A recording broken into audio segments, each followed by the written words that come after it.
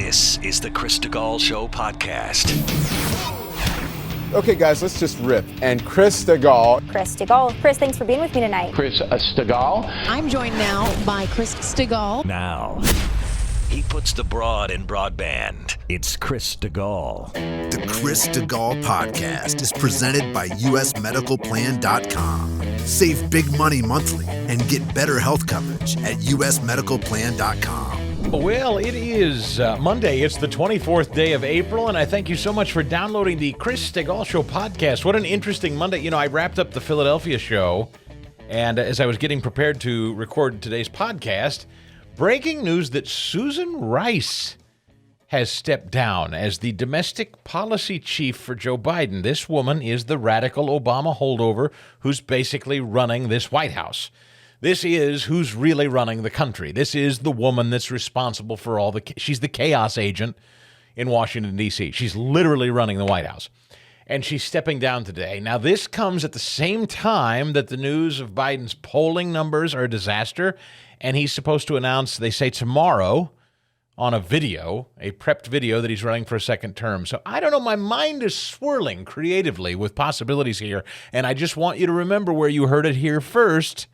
If, in fact, it comes to light, watch Susan Rice. Watch the moving of Susan Rice. Watch where she winds up. Look, maybe she's going to help Joe win a second term and join the campaign.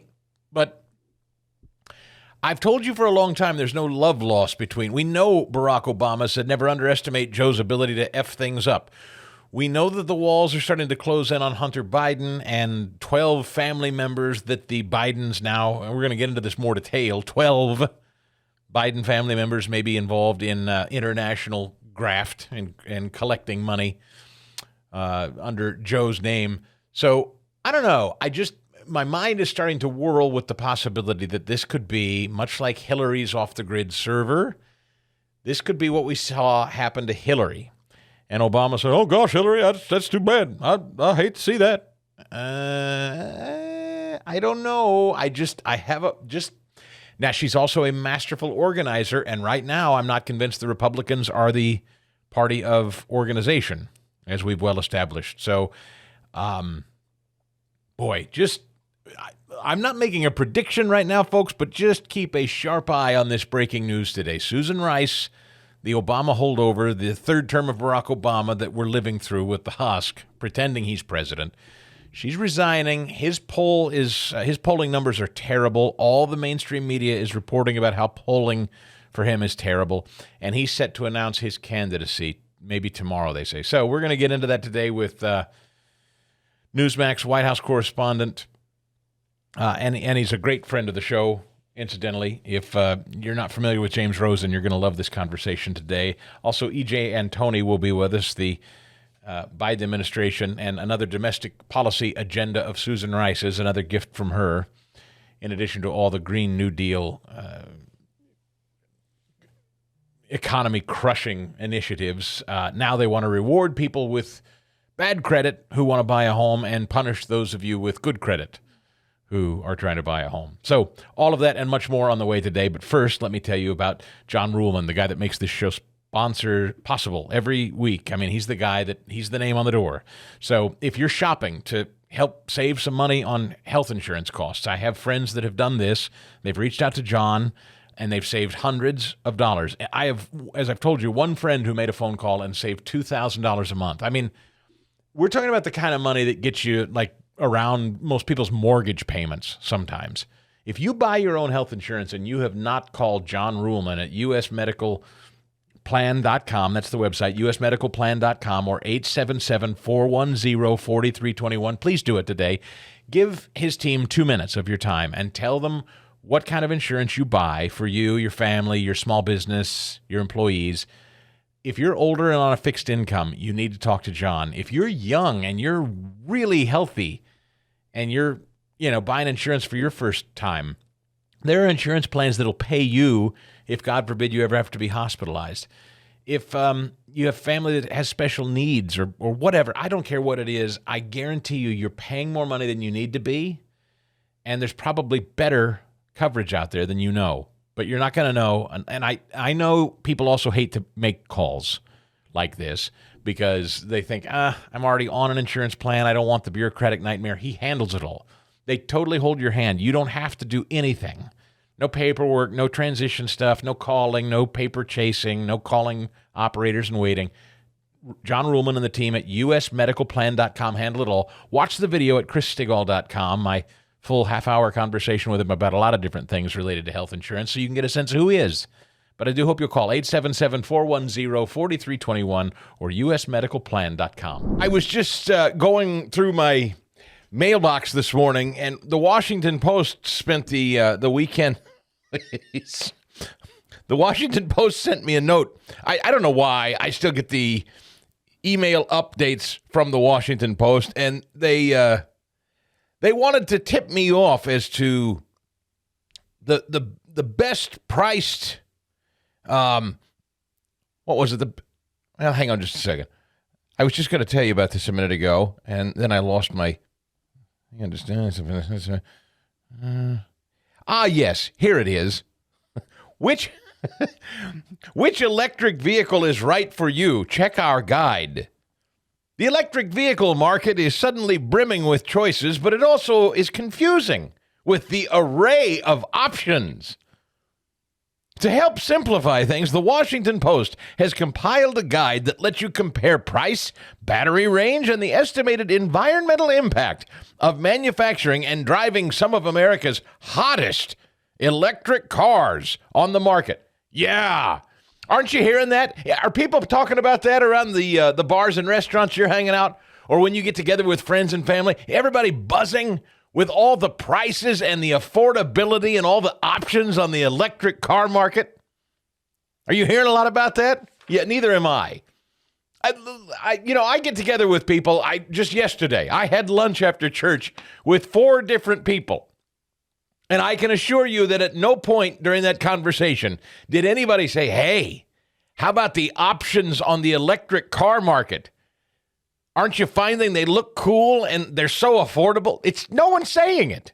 All anybody is saying is they don't want it. My point in bringing this up, ladies and gentlemen, is it was very, very clearly, if you don't think these people are state-run media, it's just like last week when CNN and MSNBC at the very same time, and I took a screenshot of it and put it up on social media.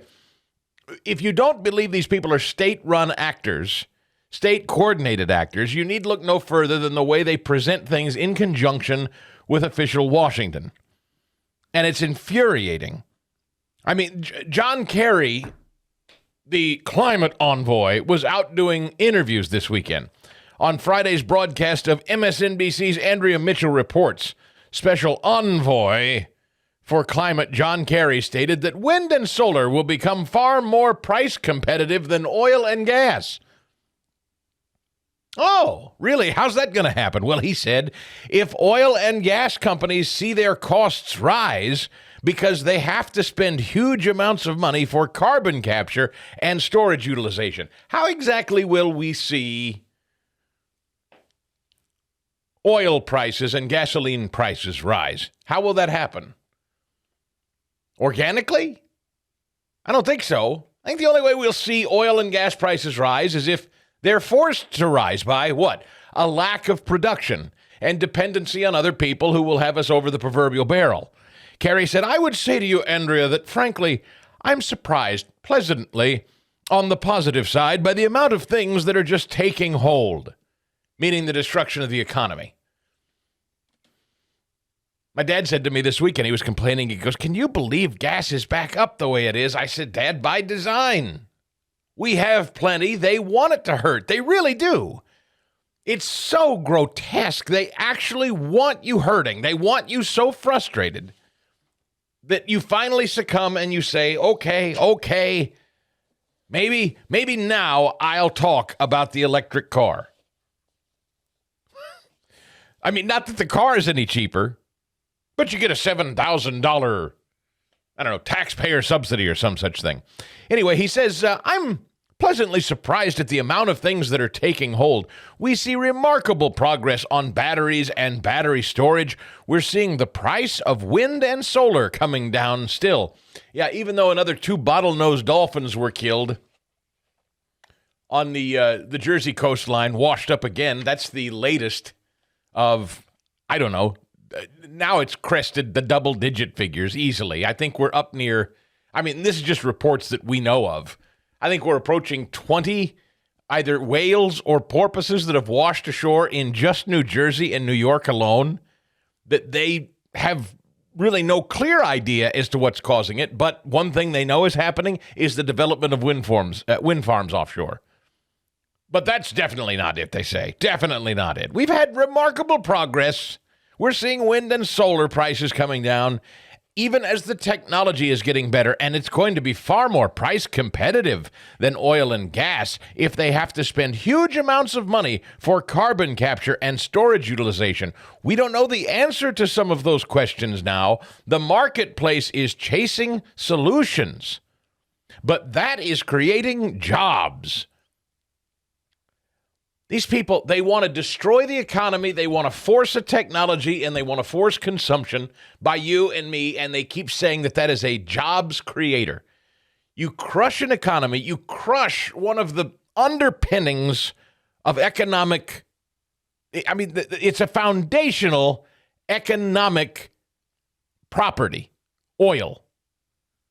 Fuel is one of the largest components of the American economy. And they say that if we crush it, stop making it, and continue to make it so expensive that you can't afford it, people will just stop and new jobs will be created in wind and solar. New jobs will be created if we crush an old industry. The marketplace is chasing... they're not solutions if they're not problems. These are solutions in search of a problem. In other words, it's not organic. The marketplace is chasing solutions. To what problems? The problems you created. These aren't organic problems the marketplace is The marketplace creates solutions for existing problems. When you manufacture problems that actually destroy the marketplace, you throw it in reverse. The marketplace is chasing solutions, creating jobs, creating economic opportunity. Yeah, feel how the economy is roaring. Why, look at the changes that are happening with electric vehicles. Again, back to the Washington Post email. Here's exciting new electric vehicles that you could be... Earlier in the interview, Kerry stated, I think that we're on the right track. As long as the emissions begin to be abated, then begin to be captured, and that is the key for the oil and gas industry. I talked to somebody in energy production several years ago about the smokestack technology that is on a coal-fired power plant. And it is, I don't even know, it's not double digits. It's something like single-digit percentage. I feel like it was a very, very scant trace amount of, in those smokestacks, what's released. He said, Chris, when you see the billowing steam, or what is actually, it looks like white smoke, he said, that's actually steam. People think that's soot or smoke. He said, no, we've got scrubbers on those things. It costs billions of dollars in technological upgrades for electric companies who produce your fuel, or your power, your energy for your office, for your home. The retrofitting on these scrubbers for these smokestacks is through the roof. But nevertheless, look, in terms of smog and soot, sorry, got the Monday voice going. In terms of smog and soot, it's almost gone. I just did it again. Smog and soot. It's virtually untraceable because of these scrubbers. It's working. The technology works, and again, coal is plentiful, and it still fires probably over 50% of our energy needs. But they don't want to talk about that. So John Kerry, very, very excited about the oil and gas industry being crushed, and that you and I would ultimately be dependent on his electric cars, and the very, very affordable, or at least costs are coming down, and we're chasing solutions out there. The marketplace is. Bill Maher over the weekend told a hard truth. Maher talked about crime. This from the Daily Caller. And he says, it seems like crime is kind of out of control. I was reading that in New York, a third of all shoplifting cases are by 327 people in a city of 8 million because they keep getting returned to the streets, which has to be terrible for the morale of cops. And they keep arresting people, and the same people at that. It's Groundhog Day for them. I mean, I know we have problems with cops. I've certainly not been shy about talking with them on this show, but I don't understand how we're going to get this situation under control unless they feel like what they do has some meaning as opposed to just a turnstile. His guest, a black Chicago native, a longtime commentator on racial issues, advocated for tougher prosecution and enabling cops to do their jobs. Maher interrupts on an argument back and forth, saying, I don't feel like we've ever addressed this, and that is young black men killing each other. Yeah, that's an interesting point of view. I just saw on CNN this morning, after a week of all the gun violence, today on CNN, here was the Chiron caption, demand for handguns soars in the United States amid rising crime concerns. I didn't know that. I thought people were just indiscriminately killing one another. Talk about going in search for solutions. 9 teens shot early Sunday at an after-prom party in Texas. The teens affected ranged ages 15 to 19. Jasper County Police said they were called to a home 3 miles north of Jasper, Texas, over shots reported at a party. They arrived on the scene. Officers reportedly learned the victims were teens. 4 shootings, 5 victims across Philadelphia overnight Sunday. Gunshots rang out in at least 4 separate shootings. 5 people were shot and in critical condition. But I don't suppose that any of them were white people firing on black people, were they? So this will completely be ignored. These are not going to be remotely interesting stories at all. Because it's not an old white guy who was awakened in the middle of the night to a stranger on his doorstep and accidentally shoots. These stories aren't sexy. Right. Top House Republicans suspect at least 12 Biden family members were involved with foreign business dealings. Republican Kentucky Representative James Comer, chair of the House Oversight Committee, suspects at least 12 Biden family members were doing business overseas. Comer appeared on Fox News yesterday to go over the Oversight Committee findings on the Biden family foreign business dealings. They were trying to make it look like the numbers were lower because they were dispersing money to other family. How many family members were involved, asks Maria Bartiromo. Well, right now, he said, we have 9. But I believe in the end, the number will be 12. Can we start calling this Biden's 11 now? This is literally, it's a heist film. The Biden family is the old, it's the old Sinatra heist film. I mean, this was the Biden family influence peddling scheme, says Comer. And you know, when people say, well, they were involved in ventures around the world, I haven't found a legitimate business on the Biden end, Maria. I've found legitimate businesses that were paying the LLCs, that were turning around and laundering the money back to the Bidens, but I haven't found any legitimate business dealings on the Biden end. Yeah, no kidding. Biden and legitimate business. Have you ever heard that story? Have you ever heard of a single Biden that does anything that's not on the take? I mean, from Dr. Jill to Hunter to the Husk to Jimmy Boombots, the square-jawed bar-back brother. Have you ever heard any of these guys that do anything on the level? That make anything? Do any of the Bidens that you've ever heard of in public life, do they make anything? No. It looks like If there was legitimate business dealings in any of these LLCs, it was influence peddling, says Comer. And if you get technical and you want to get a legal term, it's a thing called being a foreign agent. They weren't registered as a foreign agent, and I'm sure the ethics laws would prevent immediate family members of high-ranking government officials from being foreign agents. Either way, this is bad. There are more laws that appear to me that have been broken than just tax evasion, and there are a lot more Bidens involved than just the president's son and brother. Federal prosecutors reportedly considering charges against Hunter Biden, the president's son. House Oversight Committee investigation has focused on Hunter's involvement in Ukraine and China. Payments between multiple Biden family members and business associate Rob Walker disclosed to the committee in March. So that is something to keep a sharp eye on. Biden's 11.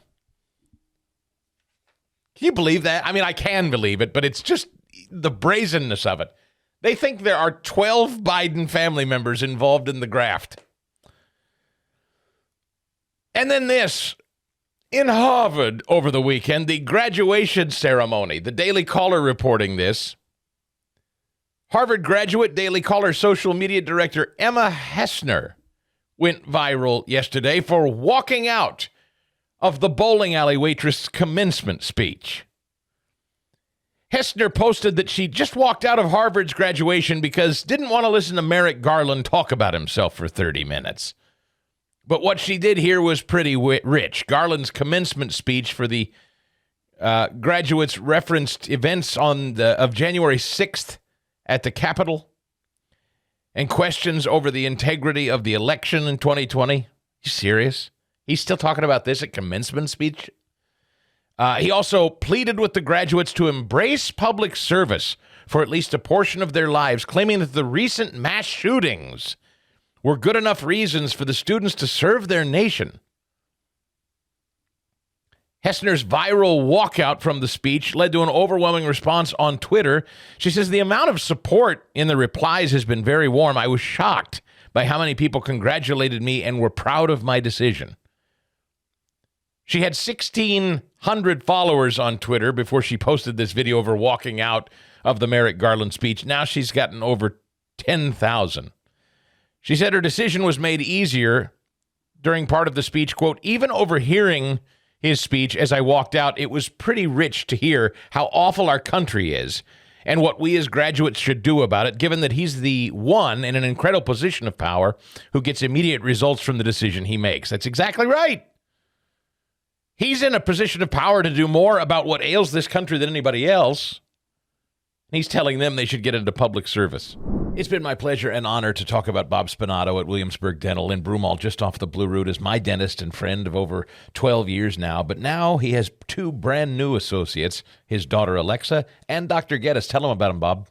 Yeah, it's really a thrill for me to have both the dentists, my daughter and Dr. Jared Geddes.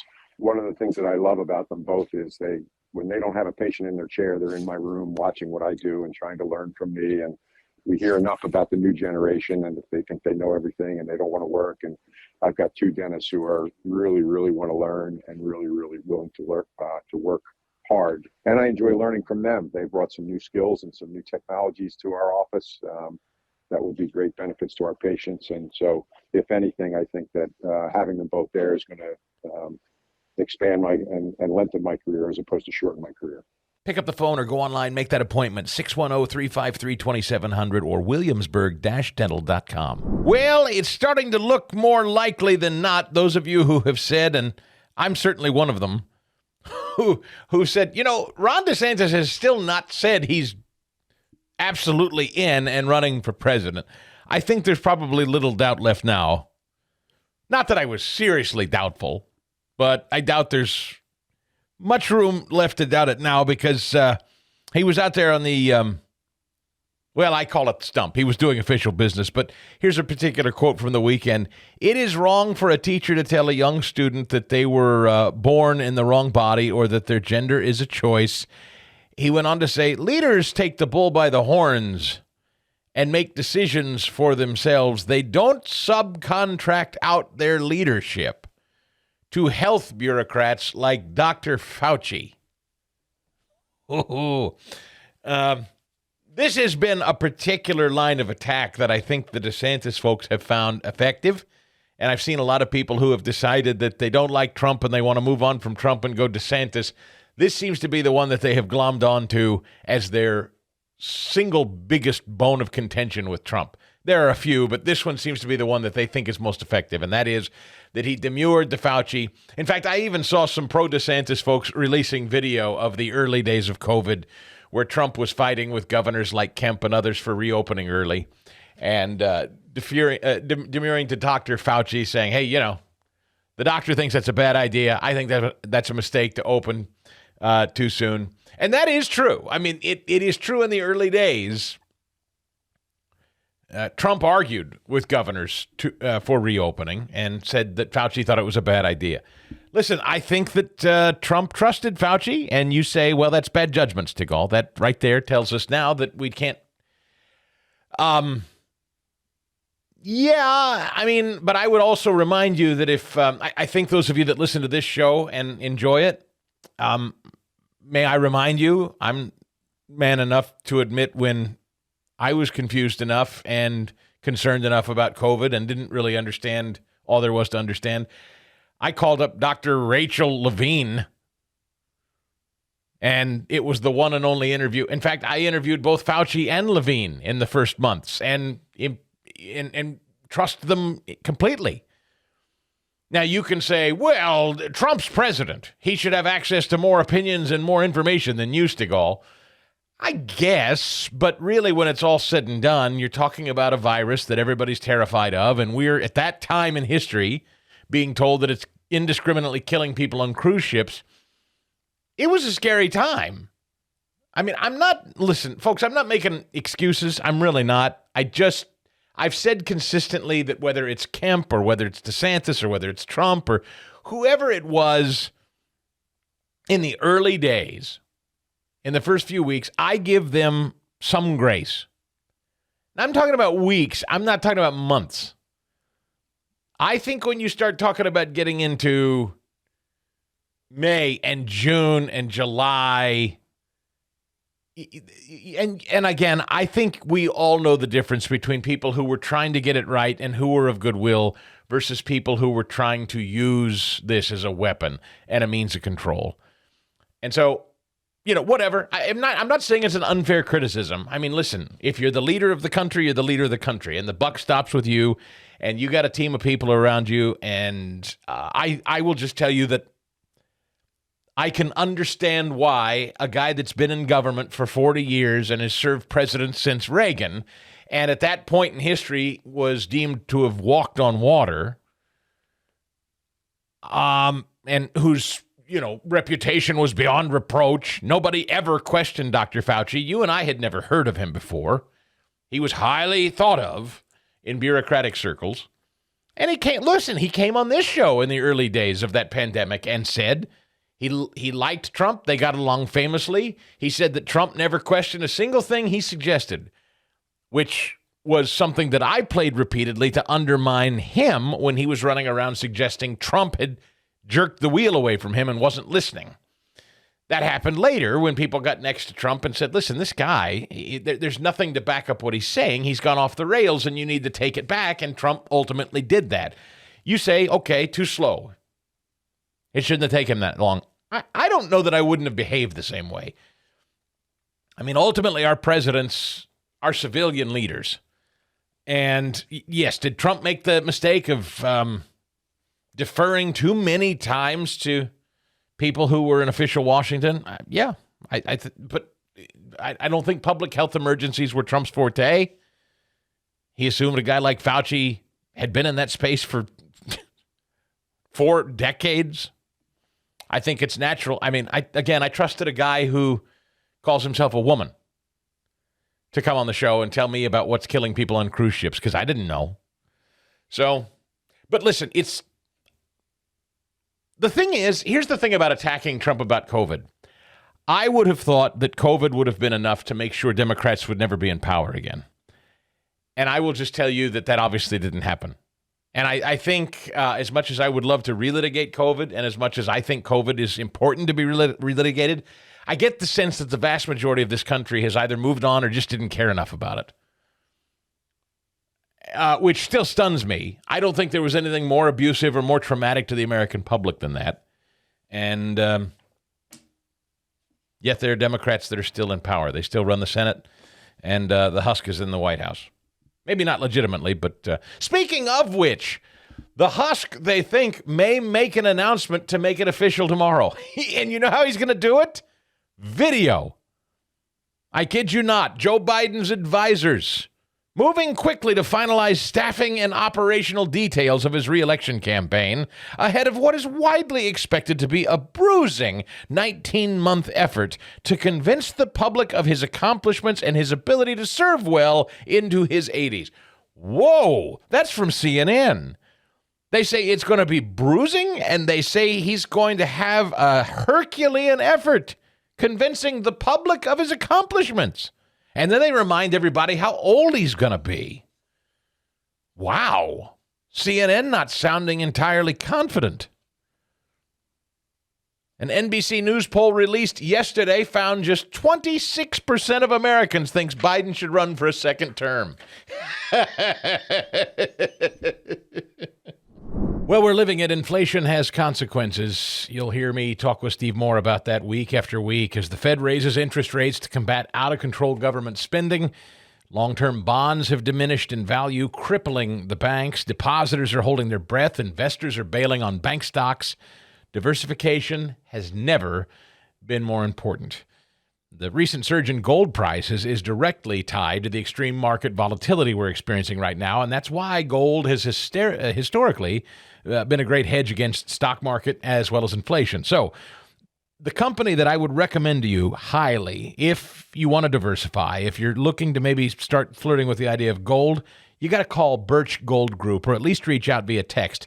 If you text Chris, my name, if you text Chris to 989898, they will send you an information kit on gold and how to get started. Now, again, I'm not giving you advice here. I'm just telling you if that's something that you're interested in, and I would strongly recommend that you at least investigate it. It can't hurt to just text Chris to 989898. Birch Gold will help you convert your existing IRAs or 401ks that are tied to a volatile market right now. They'll let you actually invest that in physical precious metals, gold or silver. And the best part is it's tax sheltered at that, if you didn't know that. So text Chris to 989898. Claim your free information kit on gold. See if it's right for you. They have an A+ rating with the Better Business Bureau. Thousands of happy customers trust Birch Gold already to protect their future, so you can do it too. If it interests you, text for that free info kit. What can it hurt? Text Chris to 989898 today. The Speaker of the House, Kevin McCarthy, insists that the House will pass a $1.5 trillion debt limit bill this week. Joe Biden has not indicated that he has any intention of doing anything about it or talking with McCarthy about it. Here to discuss this, among many other things, is one of our favorites in the White House briefing room. He's the chief White House correspondent for Newsmax, and he has authored a fabulous new book. If you are a Supreme Court enthusiast, if you're a strict constructionalist, an originalist fan of our Constitution, you know the great Justice Scalia, Antoni Scalia. And James has written a book on Scalia called Scalia, Rise to Greatness, 1936 to 1986. And he's back with us now. James, glad to spend Monday with you. Good morning.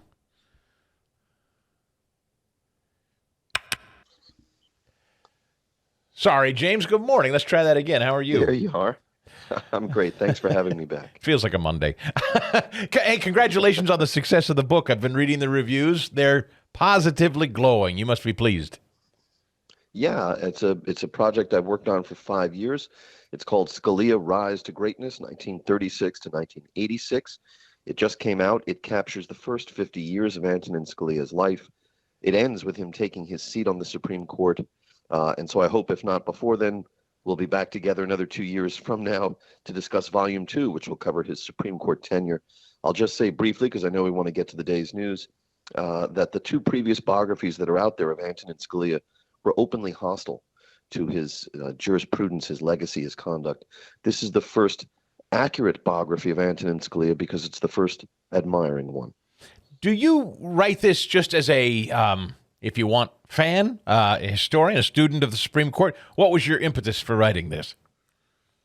So I was actually privileged to know Justice Scalia a little bit. I wrote to him first thing when I got to Washington as a young Washington correspondent at the time for Fox News, way back in 1999, to seek an interview with him. And this commenced between us a lengthy and sometimes amusing correspondence that went on for about 2 years, as well as a pair of lunches that were off the record, just the two of us each time, one-on-one, where we went to his favorite place, which was this very modest Italian restaurant he'd been going to since the 50s, now long gone, in what was at the time a fairly sketchy part of Washington. And we drank wine together, and he made me eat off of his plate. I said, Mr. Justice, I could, come on. So now I'm shoveling vegetables off of Justice Scalia's plate into my mouth.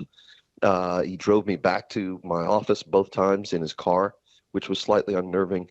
He was so kind to a young reporter 25 years ago that I vowed that someday I would write about him. And again, I found, because the two previous biographers were hostile, so much incredible material that had never been published before, including a secret oral history of his own life that he conducted in chambers at the Supreme Court in 1992, not unsealed until 2018. His FBI files, just a wealth of documentary and personal sources untapped until now. So this book, Scalia Rise to Greatness, which will make a great Mother's Day or Father's Day gift, tells the story of how Catholic faith, an immigrant father, a mother who was the daughter of immigrants, and just hard work and affability, and of course the contributions of his extraordinary wife, Maureen, who basically raised those 9 kids while Scalia took care of the Constitution. As he liked to say, I take care of the Constitution, she takes care of everything else. That's what enabled his rise to greatness. It's never been covered in this kind of depth or with this kind of reverence for his faith and the other important factors.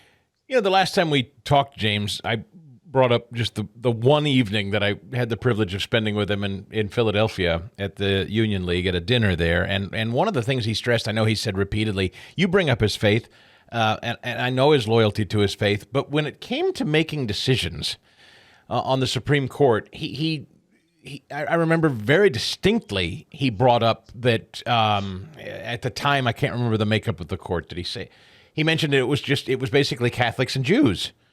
And he said that this is not a nation of Catholics and Jews. He said we're not to drive home the point that they were Ivy League educated, all of them, and Catholics and Jews. He said we're not a representative body of this country. He made that point repeatedly when he would speak. I just thought it interesting. Even though he was a man of deep abiding faith, he was mindful it was not purely a reflection of where most of the country was necessarily. He also understood that the Supreme Court was not ever expected necessarily to be a representative body. That's what you have a legislature for. Yes. And he was very wary of the court overstepping its bounds, or judges and justices in general overstepping their bounds. That's why he believed in originalism, the idea that latter-day judges and justices should not interpret the meaning of the Constitution or a given statute expansively according to their own latter-day policy preferences. Rather, Scalia argued they should adhere to the original meaning of the Constitution, what it was widely understood to mean at the time it was enacted, and how best to discern the original meaning of the Constitution or a given statute by looking at the text. That originalism with textualism, as I like to say, as the metal detector you use to find the original meaning. That was revolutionary when Scalia came along. But by the time he died, no less a figure than Supreme Court Justice Elena Kagan, an appointee of Barack Obama, proclaimed that in effect, as a result of Scalia's revolution, in the way lawyers argue the law before judges and justices, in the way that judges and justices write their decisions, even the way lawmakers craft laws, Scalia's revolution changed this country and the law forever. And as she put it, we are all originalists now. As to his faith, Scalia was very careful always to say that he never tried, for those very reasons that we just talked about, originalism, the original meaning of a given text or statute. He was careful never to graft his Catholicism onto his judicial opinions. He tried to just apply the law. And in fact, when one of his dearest friends published an op-ed in the early 21st century accusing Scalia of imprinting his Catholicism onto his decisions as a justice, it caused a rift between them that went on for 5 years before they reconciled. The way Scalia himself would put it, Chris, was to say that there's no such thing as a Catholic hamburger. The closest you come to a Catholic hamburger, Scalia would say, would be a hamburger that is made perfectly. James Rosen is chief White House correspondent for Newsmax, and his book is Scalia: Rise to Greatness, 1936 to 1986. I guess while we're on the subject, because there has been another justice in the news, Clarence Thomas. And I'm curious to know, I know you don't pretend to speak for him, and that's dangerous to try, but first of all, I don't really know his relationship with Clarence Thomas and what he'd think. Could you imagine about some of the things that are being hurled at him? A couple of weeks ago, when I started to hear people on the left particularly claiming that Thomas was taking gifts inappropriately or some such thing, not disclosing his travel or stays or what have you with his rich friend, I said, watch for calls for impeachment. They're going to start going after the court soon. That's the one entity the American left really wants to go at and they don't have control of, at least by appointment anyway. And so it doesn't surprise me that they're now calling for impeachment of Thomas. What do you think Scalia might think of what's going on there? First, of course, it brings to mind the calls for the impeachment of Earl Warren that were made by the John Birch Society back in the early 1960s. For the very reasons we just talked about, Scalia's adherence to the original meaning of the Constitution or a given statute or even sacred foundational texts from the Catholic liturgy through Shakespeare and so on, I would be loath to impute to Antoni Scalia some 7 years after he passed from the scene, particularly feelings or sentiments about some figure or events from today. However, we do know, and in part because I had the privilege of interviewing Justice Thomas for this project, that he and Justice Scalia were very close friends. And I'm sure that Justice Scalia would be dismayed at any allegations of impropriety ascribed to his good friend, Justice Thomas. I can tell you that Justice Scalia was an avid hunter almost for his entire life. As a young man, he attended an unusual school where he was valedictorian in 1953, Xavier High School in Manhattan, which still exists. It was a Jesuit private school / military academy. Scalia used to delight in telling audiences that he would commute from Queens to Manhattan with his .22 rifle casually slung over his shoulder and nobody batting an eye about it. And he was always after Justice Thomas to go hunting with him. And I think he only had very limited success in this. And Scalia would say, Clarence, I'm an Italian kid from the streets of Queens. You know, you grew up in rural Georgia, and I'm the one who will go hunting, and you won't go hunting. And Justice Thomas would say to Justice Scalia, Nino, where I come from, nothing good happens in the woods. So suffice it to say, he wouldn't, I would guess, wouldn't assume that Clarence Thomas is up to no good taking quote unquote gifts. Just as a matter of the law, James, I guess I'm not going to ask you about Scalia necessarily here, but as you understand it in your reporting or coverage or reading of this story, is there any merit to Justice Thomas and his wealthy friend and the trips that he's taken there? Is there any merit to the criticism as you understand it? Well, I think Justice Thomas will be in an excellent position to show that he has abided by the letter of the regulations and laws that apply here, that gifts of hospitality are not reportable or don't have to be reported.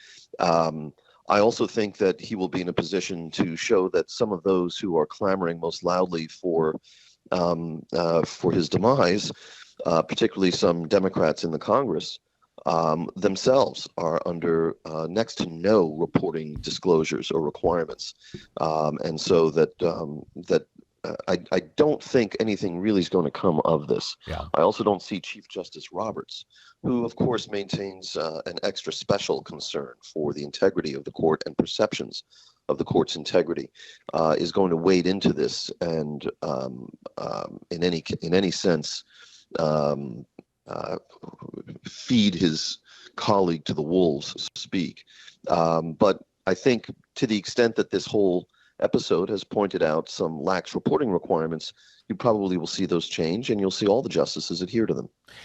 James Rosen with us, chief White House correspondent for Newsmax. The announcement, they say, could come tomorrow via video, James Rosen, that Joe Biden wants a second term. I don't know that I've ever heard of that before. A prepackaged, canned video launch that I'm running for a second term as president of the United States? What's your reaction to that? I don't recall a president using that means as the vehicle by which to announce or declare candidacy for re-election. However, it is an increasingly popular tool. I think we'll recall that Hillary Clinton announced via video in 2015. It's a kind of a soft launch. There are concerns at the Biden White House, for example, that with tomorrow being the date on which the alleged rape trial for former President Trump is supposed to start, that devoting presidential time and heft to a big event might be drowned out by some other news, and that would not be a good look. But of course, everyone who walks erect on 2 feet knows that the president has been planning his re-election campaign for some time, and so it is only a matter of time before we get the formal word. There remain very large and outstanding concerns on the part of the American voting public about Joe Biden as president.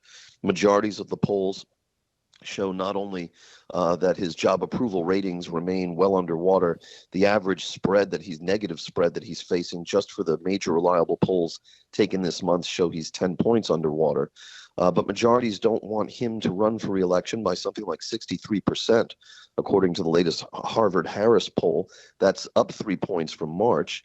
But then again, clear majorities also indicate in the same poll that they don't want to see former President Trump run again, about 55%, and that's unchanged since March. Yeah, NBC poll released Sunday, James, reading this from CNN, actually, found that just 26% of Americans think Biden should run for a second term. 70% say he should not. Among Democrats, 51% say Biden should not run for a second term, and that mirrors findings from other recent polls. Friday, AP released a poll, CNN released a poll earlier in the month, saying similar things. In that NBC poll released yesterday, nearly half of those who oppose a Biden run say his age is a major reason for that view. Last time you and I talked, you were one of the guys.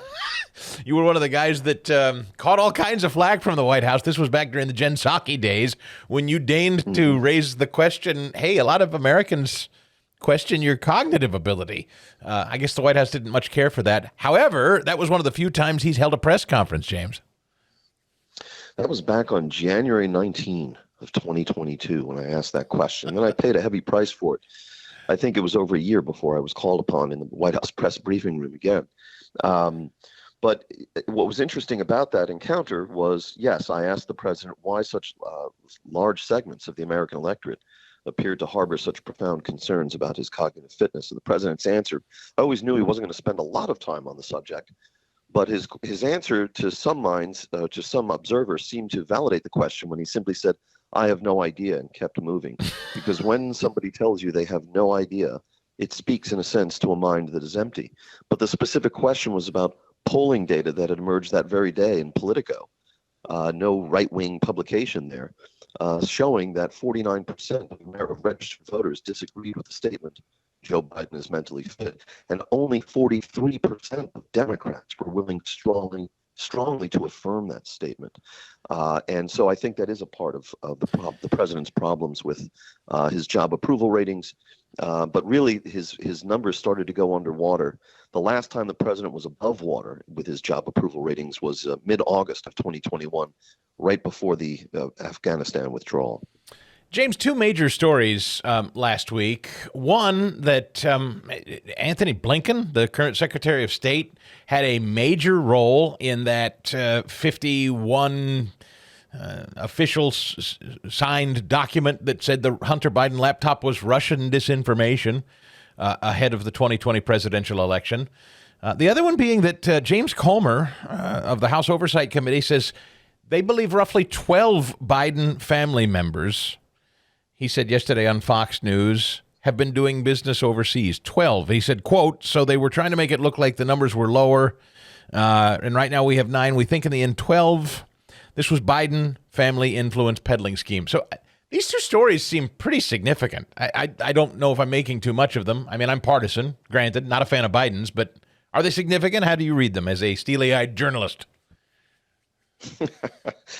Well, now we're on the radio. I don't know that you can actually observe whether my eyes are steely or watery or. I've seen you in person. I see you. You're a cold customer out there in the press briefing room. I think they are potentially significant stories. Let's take them in turn. The first is that a former high-ranking CIA official, Mike Morell, who was one of the signatories to this famous letter that was issued in 2020 by a large group of former intelligence officials who pronounced that the Hunter Biden laptop might be an act of Russian disinformation. This individual, Mr. Morell, testified in ongoing litigation that the idea for the letter came from the man who is now Secretary of State, Antoni Blinken, and who was a longtime Biden aide and confidant. I remember working with Tony Blinken, when he was the majority staff director for the Senate Foreign Relations Committee when the chairman was Senator Joe Biden many years ago. So it's not surprising that we would find Antoni Blinken at the center of efforts to defend the Biden campaign in some sense. This, of course, clearly turned out to be wrong. The Hunter Biden laptop has been authenticated. The emails and the images and the videos and all of the other effluvia that comes from that laptop have all been deemed to be authentic. In terms of the second story about Chairman Comer, the Republican from Kentucky, who is the chair of the House Oversight Committee, which has become really in modern politics the chief instrument of oppo research against whoever is the party in power.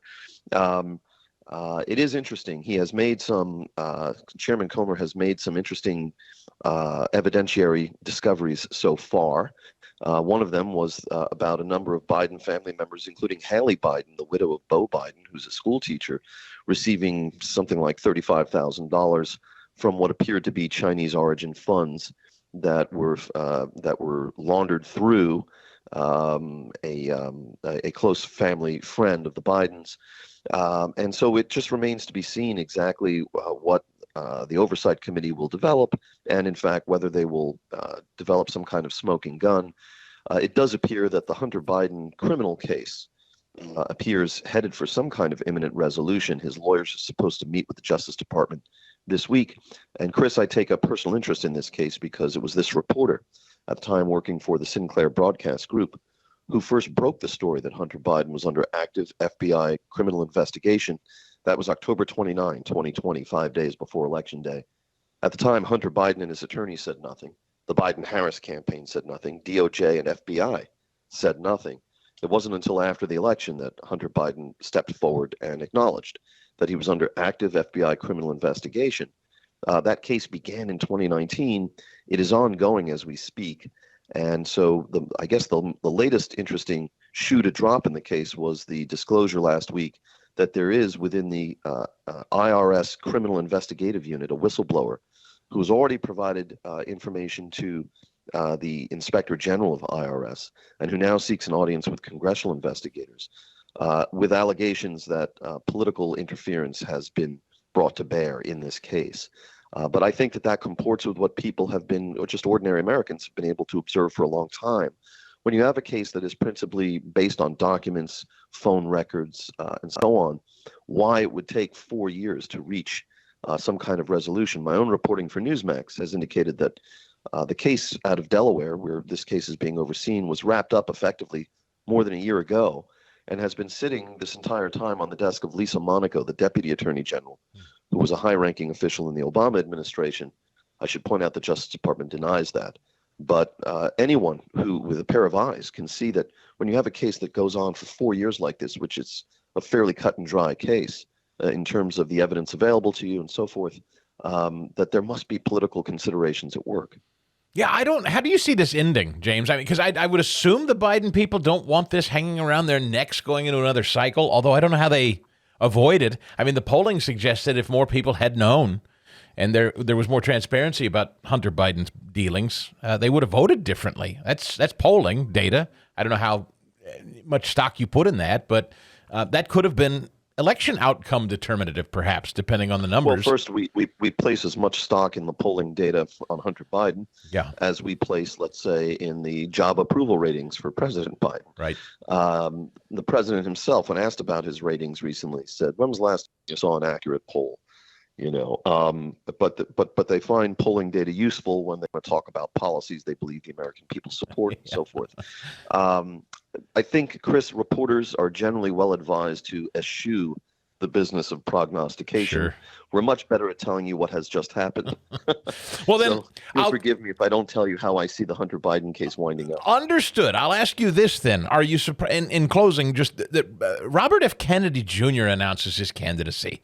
And boy, most media piled on the guy. And I said last week, just kind of in bewilderment, what a time we live in which a Kennedy is attacked by fellow Democrats. I mean, that was that name, that was I mean, people had pictures of the Kennedy family hanging on their walls in this country if you were a voting Democrat once upon a time. Next to the Pope, that's right. Well, so Robert F. Kennedy Jr. has declared for the Democratic nomination. By some polling, he jumped out with an immediate chunk of 13%, which if it's verified, that would be of some concern, I should think, to the White House. We'll see if it's maintained. But in recent years, where he was previously best known as an environmental attorney, Robert F. Kennedy Jr. has become an avid critic of vaccines. And so that has placed him at odds with the large bulk of today's Democratic Party. What it brings to mind is the means by which, or the series of events by which, his late father, Robert F. Kennedy, became a leading candidate for the presidency. Historians will recall that President Lyndon Johnson, much like President Biden today, was seen as a shoo-in for re-election, or at least to get his nomination for the Democratic Party in 1968. But with the Vietnam War turning south and increasing unrest on the streets of the United States in that tumultuous period, there was a senator at the time, Eugene McCarthy, who made an impressive showing in New Hampshire. He didn't win, but he made an impressive showing against President Johnson. That caused President Johnson to announce in February of 1968 that he was not going to seek re-election. And then you had the late entrance from Robert F. Kennedy, who was a leading contender, of course, until his assassination that June. Of course, the idea of jumping into the presidency after New Hampshire is seen as inconceivable today. But nonetheless, if Robert F. Kennedy Jr. should maintain an impressive showing against President Biden, then I think you could see other Democrats who've been on the margins and who've declared that they won't challenge the president perhaps rethink that. Maybe someone like Governor Newsom. And here I am with you, Chris, wading deeply into the waters of prognostication about 60 seconds after I told you that good reporters don't do that. No, listen, I love it. I'll let you drive wherever you want to drive, James Rosen, on a Monday. Are you kidding me? Scalia, by the way, if you want just a great, great profile of a great man, an important historic figure in the country, it's called Scalia, Rise to Greatness, 1936 to 1986. James Rosen is the chief White House correspondent for Newsmax and author of that great new book. James, it's a pleasure to start the week with you, sir. Thank you. Well, look, he doesn't take any delight in it, but I have a feeling that somewhere in the corner of Mike's mind, he's a good man who would never say this aloud, but Mike Lindell at MyPillow might feel just a smidge of schadenfreude at the news that Bed Bath & Beyond has gone bankrupt. Yeah, the company that first threw Mike's pillows and products out of their store has now filed for Chapter 11 bankruptcy. Well, I can tell you at MyPillow.com, they're anything but bankrupt. They are fantastic. They are high quality. They are doing well by their customers, and they don't need a retailer like Kohl's or Bed Bath & Beyond. Yes, they sold their products and sold them well until politics got in the way. So Mike just took it all online, and MyPillow.com is roaring. He also sells at his store the My Coffee, which I drink now and love. And I hope you'll go online and order all of it. And I hope you'll use my name, Chris Podcast, when you do it. If you go to Chris Podcast as your promo code, when you go to MyPillow.com, Chris Podcast, you'll get up to 80% on a lot on that website. You'll get discounts regardless, but some, I mean, particularly some of the clearance stuff, you'll save ridiculous money. So please use the promo code Chris Podcast when you order, and I do hope you do. We have an entire bed outfitted with MyPillow stuff now. We've got the sheets, we've got the blanket, we've got the pillows. Even Dean has his own MyPillow dog bed. Like I said, I drink the MyPillow, or it's not MyPillow coffee. It's called My Coffee. I keep screwing that up. That would be weird if it was pillow coffee. No, it's coffee, which I sip sometimes while leaning against MyPillow. The MyPillow 2.0, the mattress topper, which is like a brand new mattress without paying for a brand new mattress. You know, he'll ship that mattress topper to you for free if you use my promo code Chris Podcast right now. It's covered in that new 2.0 fabric. So are his pillows that keep you cool all night long. He'll send you a second MyPillow 2.0 if you use my promo code Chris Podcast. For the best night's sleep in the whole wide world, it's true. He's made me a believer. Dean, my dog, as well. The slippers, the towels, the bed sheets, the pajamas, and so much more. And yes, even the coffee. Go to mypillow.com. Use the promo code Chris Podcast and save, or call today 800-932-5056. 800-932-5056. Who needs Bed Bath & Beyond anyway? mypillow.com, promo code Chris Podcast. By the way, speaking of Robert F. Kennedy Jr., his wife, this from an interview at Breitbart, our buddy Joel Pollack interviewed Robert F. Kennedy Jr., and Kennedy told Joel that his wife, do you know who his wife is? Cheryl Hines, the actress. And you may not know who she is, even by hearing that name, but if you look her up, if you Google image search Cheryl Hines, you'll recognize her right away. You mentioned fear just now, Joel said. I wonder if you share some of the many fears Americans have of cancel culture. You spoke about your wife, actress Cheryl Hines, potential first lady. She's a very talented actress, very funny. Has she faced that kind of fear, that kind of pressure? Do you think she'll face pressure from Hollywood? Kennedy said, yes, I think that's already happening. He said, I don't want to go into details, but I can tell you she's already lost. In fact, she lost one today. I can tell you, yes, there is cancel culture. It's alarming. She was in Curb Your Enthusiasm, if you're a fan of that show.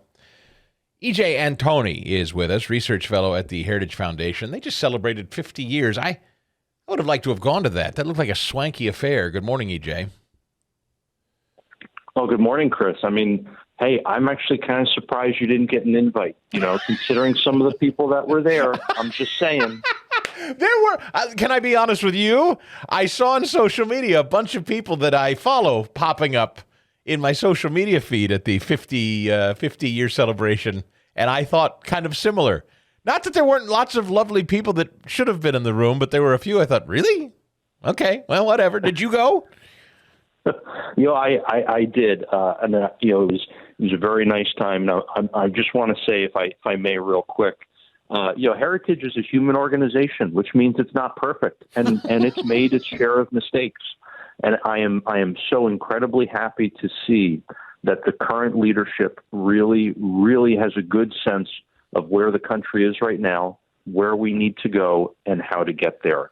And it is just such a joy to be working for that kind of organization that has the right people at the helm and the right people, really, frankly, throughout the ship. Well, they've always been great friends to us. I mean, we have been we've been going there and broadcasting our show from time to time out of the Heritage Foundation building since the early 2010s.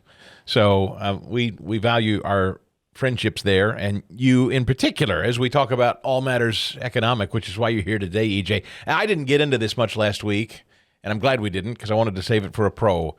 And this is this new rule on home ownership, people with good credit getting hosed while people with bad credit benefit in terms of home financing under Biden's new rules. Can you explain this one?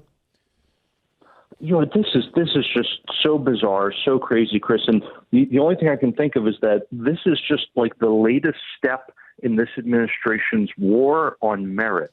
It's as if everything this administration does is trying to attack those who do a good job at whatever it is, whatever you may want to talk about, and are penalizing people, again, who work hard and do the right thing while rewarding the bad actors. So if we could just take a step back real quick, basically, people think that when you go to the bank and get a mortgage, the bank has your mortgage for the 30 years that you're paying it back, right? That's not the case. In fact, the bank typically only has your mortgage on the books for a few months. How on earth is that possible? Because there are people who are willing to buy that mortgage from the bank. And now, essentially, even if you're still making payments to that bank, there's just a clearinghouse. They forward those payments on to whoever buys that mortgage. Why on earth would someone buy a mortgage? Because you can combine all these mortgages together and create a tradable security, a debt obligation, a bond. And these are called mortgage-backed securities, or MBS. Who is buying all these MBS? Well, Fannie Mae and Freddie Mac are two huge buyers of them. But if they're going to buy your mortgage, that mortgage has to meet certain standards. Those standards were put in place to try to basically reduce risk. In other words, they were saying to the banks, hey, don't be sending us junk. Don't be sending us mortgages that people are going to default on, because it was done to protect the investors, people who were buying those mortgages. Unfortunately, as usually happens as time goes on, those regulations that dictated the quality of the mortgages got corrupted by things other than people's ability to repay the loan. We saw this in the subprime crisis with George W. Bush, where regulations were put in place to try to mandate that a certain percentage of mortgages go to minorities. And the problem is that minorities disproportionately have bad credit. Now, it obviously has nothing to do with, for example, the color of your skin, but it has to do with other factors that are highly correlated with that, right? So what happened in the subprime crisis is that we basically forced banks to give loans to people who couldn't pay those loans back, and it meant that those securities that were created out of those mortgages went bust. We're doing something very similar today, where Fannie and Freddie are basically saying to the banks, look, if you're going to give loans to people with really good credit, you have to charge them a penalty rate. And the people with really bad credit, you have to subsidize them. In other words, you actually give them a reduced rate. Why? Because we're trying to increase home ownership among those with bad credit. And what's that going to do? The exact same thing it did in the subprime crisis. Yes. You're giving loans to people who are less likely to be able to pay them back. E.J. Antoni with us of the Heritage Foundation. Well, I've got a lot to ask you. This is not necessarily your wheelhouse, but I will ask only because I saw so many online comments over the weekend. Larry Fink, the guy that heads BlackRock, has sold off something like 7% of his holdings, which, you know, to a guy like him as a multi-billionaire, maybe that's not a lot. But that I saw so many people online. EJ, there are a lot of people out there that really believe something catastrophic is coming economically. And I haven't really talked to you about sort of your prognostications generally about the economy, but I mean, there are many people, that are, down the rabbit hole of this is going to be just a full-scale global meltdown, like buy gold, buy silver, get your food prep ready kind of stuff. And I'm not just saying it's kind of fringy. You go online and you can see a lot of people talking that way. So where are you? No, Chris, it's a great question. I will say I think conservatives have really, well, they've gotten way out over their skis way too many times on this issue. What they've done is over the last 30, 40 years, they've looked at what the government has been doing, whether it's Congress and the president, whether it's the Federal Reserve, whatever the case may be, and they say, wow, this is not sustainable. This is going to be a disaster. And that's true. But it's a question of when. It's a question of magnitude, not direction. In other words, yes, this is going to collapse, but when? And that's a big problem, because where that point of no return is has proven different for different countries at different points in history. And yes, things are unsustainable. Yes, you can't spend, borrow, and print trillions and trillions of dollars without having severely negative consequences. But the big question is when. And that is something that really nobody can answer, because you just don't know. It goes back to that old line, how did you go bankrupt? Slowly at first and then all at once. So, when you look at guys like Larry Fink and what they were doing, why on earth would anyone do that? Because he thinks his money can get a better return somewhere else. Now, that's pretty scary when the leader of your company can't give a vote of confidence for your company, right? Yeah. Right, yeah. And BlackRock's like a big deal. When you talk about, he's one of the big three? in terms of investment houses, basically. The Vanguard being another one. When you see the guy that owns the place that controls so much money selling off a chunk of his company, that makes a lot of people scared. So you're not, do I read your answer to say you're not, this is kind of like when you're predicting the return of Christ or something. We're not really to know. Is that what you mean? No, that's exactly right. That's exactly right. At the risk of sounding sacrilegious, it's a very, very good parallel. Yeah. You just don't know, and it is so frustrating when I hear my fellow conservatives saying this is it, this is the point of no return, because they've been doing it for years, and now they've lost credibility, and now people think, oh well, they've been saying that spending all this money and the growing debt is a huge problem and it's going to cause collapse, and it hasn't yet, so things must be fine. And that's the problem with being the boy who cried wolf. Again, yes, this is eventually going to cause a collapse if we don't straighten it out. But to say that where that point is just misleading people. And again, you lose credibility. This is Shonda Young, the Biden budget director, clip number 50 here. When asked about, McCarthy has something like $4 trillion in cuts proposed. He said, okay, we'll raise your debt ceiling, but we want to cut to the tune of something like $4 trillion. It's a start, says McCarthy. Shonda Young, Biden's budget director, says, well, look, maybe we just won't come to the table and negotiate at all. Maybe we'll just do it unilaterally. Listen to this.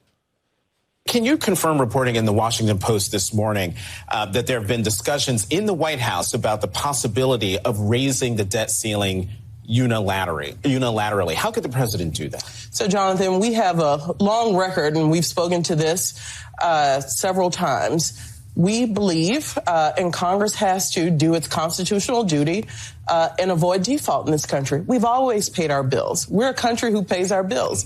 That is a responsible thing to do. Congress, in a bipartisan way, did it 3 times for the last president, and they need to do it again. E.J. Antoni, I'm not sure constitutionally where the Biden budget director, Shonda Young, has the authority, or where the White House has the authority. Maybe you can refresh me. Is there something about the White House that's been granted new power, new status to just unilaterally raise a debt ceiling without the help of Congress? Well, I'm not sure where constitutionally this White House has the authority to do half the things they do, including the mortgage rules that they just ran through. So what this administration does, frankly, I don't think constitutionality is even a consideration given what they've already done thus far. But if I can, Chris, I'm just so sick and tired of this line that the United States has always paid its bills and we've never defaulted. That's absolute hogwash. We stand in default right now. We promised everyone that holders of our currency could exchange that currency for gold. We then, during FDR, said, oh, no, just kidding. Actually, we're going to change the amount of gold that you can get for your dollar. That was a form of default. And then what did Nixon do? Nixon said, oh, no, never mind. You can't have any gold at all in exchange for your currency. Again, that's a form of default. Yes. Well, but to be clear, they cannot. I've never heard of this. The White House just unilaterally raising the debt ceiling. That's never been done to my knowledge. No, of course not. Of course not. But again, has unconstitutionality stopped this administration from doing anything, whether it's trying to unilaterally forgive student loans or unilaterally light another $100 billion on fire to send it over to the Ukraine? I mean, the Constitution doesn't seem to really be much of a roadblock to them. Well, that's true. I mean, AOC is out there this weekend saying that we ought to throw Tucker Carlson off Fox News because his speech incites violence or something. So, I mean, they really don't know any limits. One more. John Kerry, the climate envoy. You're going to love this. It drove me nuts. I opened with this today. He said, we're seeing the price of wind and solar coming down and technology getting better. It's going to be far more price competitive than oil and gas if they have to spend huge amounts of money for carbon capture and storage and utilization. We don't know the answer to some of these questions now. Listen to this. The marketplace is chasing solutions, but that is creating jobs and it's creating economic opportunity. I mean, that's the most perverted understanding of economics I've ever heard, and I'm no economist, EJ. You are. No, but I'm not sure he actually understands what any of the words he just said actually mean. I mean, yes, obviously, if you tax something into oblivion, consumers will go elsewhere. Yes, of course. Or stop making it. The government has the ability to make anything unaffordable. Yeah. Or just stop making it, right? You just stop producing oil, and then, yes, I guess we'll have no choice. It'll get so expensive. Yes, then we will be so crippled, we'll have no choice but to buy the expensive plug-in car. Right, exactly. I mean, this idea that somehow consumers want these things or that somehow these things are affordable in their own right is absolute nonsense. If that was the case, then the government wouldn't have to subsidize every electric vehicle to the tune of several tens of thousands of dollars. They wouldn't have to be subsidizing the solar panels, the windmills, and they wouldn't have to be taxing coal, oil, and natural gas. I know they see it. I'm just curious why the public doesn't quite understand yet what's going on in Europe, where this path to hell and ruin that they have us on with this green movement, you see it in Europe. I mean, this is all done ostensibly because we're warming the planet, and yet 224 million of us are going to be below average in temperatures today. 224 million citizens in this country, from the Midwest all the way up and down the eastern seaboard, are going to be below average. I mean, it's cold, EJ. Like in Europe, go ahead. Chris, you have to remember that putting all this carbon into the air is causing warming, except when it doesn't, then it's causing cooling. And that's the beauty of a phrase like climate change. It can mean whatever they want it to mean. Just like the word woman, just like the word recession. Right? These people have to redefine the language because their ideas don't make any sense. And so they need words to be flexible, to mean whatever they want them to mean in that particular moment. An electric economy is going to get people killed. It just is. This all electric, all wind, all solar crap is going to get people killed in extreme cold. And we're experiencing more extreme cold than we used to. We just are. Anyway, you're not a climatologist, EJ, but you are a heck of an economist at the Heritage Foundation. I guess I'll see you at the 60th anniversary, maybe, or I don't know, 55th. You know what? Tell you what, you can be my plus one, Chris. How's that sound? Deal. Thanks, EJ. The Chris Stigall Show podcast.